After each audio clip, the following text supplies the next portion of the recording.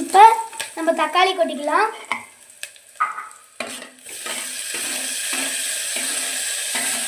மிளகாவும் போட்டுக்கலாம்.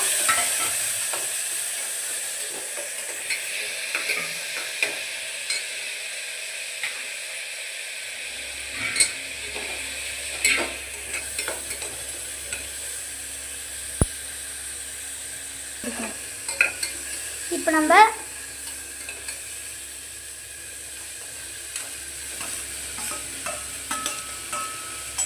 உருளைக்கிழங்கு கொட்டிக்கலாம். உங்களுக்கு வேணும்னா உங்களுக்கு வீட்டில் எந்த காய் இருக்கோ அந்த காய் போட்டுக்கலாம். எங்கள் வீட்டில் வந்து காய் இல்லை, கேரட் போட்டாலும் செம்மையாக இருக்கும். உங்களுக்கு பிடிச்ச எந்த காய் இருந்தாலும் போட்டுக்கலாம். போட்டுக்கிட்டு நல்லா வணக்கிக்கணும். இப்போ நம்ம உப்பு போட்டுக்கலாம். உப்பு போட்டுட்டு நல்லா வணக்கி விட்டுக்கலாம். ஏன்னா அப்போ தான் உப்பெல்லாம் இறங்கும். இப்போ நம்ம வந்து மைசூர் பருப்பு, அரிசி எல்லாம் போட்டுக்கலாம்.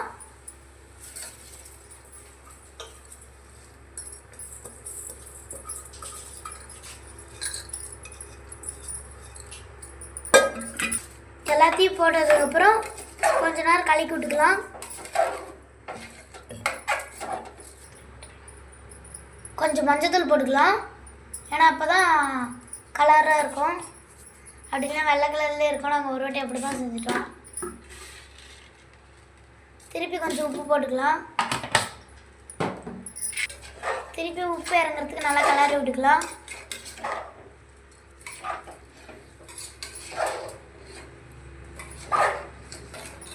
அப்புறம் கொஞ்சம் தண்ணி ஊற்றிக்கலாம்.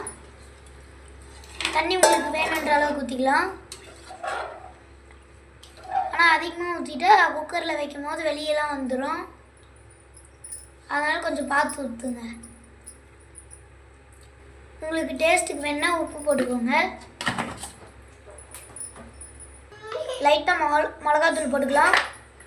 பாருங்கள், மிளகாத்தூள் போட்டோன்னே எப்படி போகுதுன்னு அழகாக இருக்குங்க. அப்படியே வாசனைலாம் வருதுங்க மிளகாத்தூள் போட வாசனை.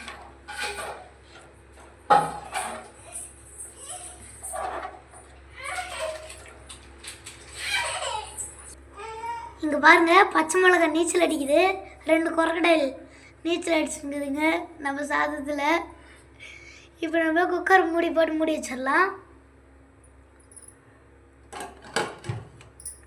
மூடி வச்சுட்டு விசில் போட்டுக்கலாம். கொஞ்சம் அப்படியே பெருங்காயம் போட்டுக்கோங்க. அப்போ தான் கொரக்கடைல் நல்லா சாப்பிடும்.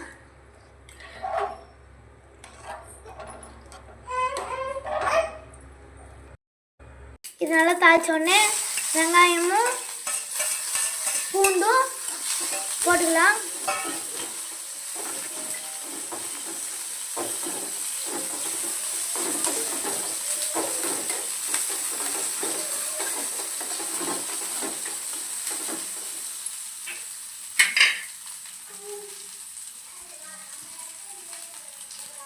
இங்கே பாருங்கள், சாதத்தில் கொத்தமல்லி போட்டாச்சு. சாதத்தில் தாங்க கொத்தமல்லி பண்ணோம், தாளிக்கெல்லாம் கூடாது. இப்போ காஞ்ச மிளகா போட்டுருச்சு. இப்போ நம்ம சாப்பாடில் கொட்டிக்கலாம். இப்படி தண்ணி ஊற்றி கொட்டிக்கலாம். ஏன்னா அப்போ தான் தாளிச்ச மாதிரி இருக்கும்.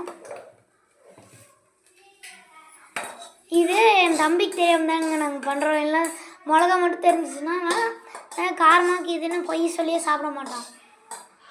அதனால நாங்கள் மிளகாவே போட மாட்டோம் ஒரு சில சாப்பாடுலாம். அதனாலே எங்கள் அம்மா செய்கிற சாப்பாடுலாம் எனக்கு பிடிக்கவே பிடிக்காது. என் தம்பிக்காக தான் எங்கள் அம்மா பச்சை மிளகாவே போட மாட்டாங்க. காரமும் இருக்காது, சப்புனே இருக்கும் எது செஞ்சாலும். அதனால தான் எங்கள் அம்மா சாப்பாடு இந்த மாதிரி செய்கிறாங்க என் தம்பிக்கு தெரியாமல். இப்போ நம்ம நல்லா கலரி விட்டுக்கணும். கலரி விட்டுட்டு நம்ம போட்ட கொரக்கடைல் இருக்கான்னு பார்க்கலாங்க. இங்கே பாருங்க, கொரக்கடைல் வால் மட்டும் வெளியே வருதுங்க.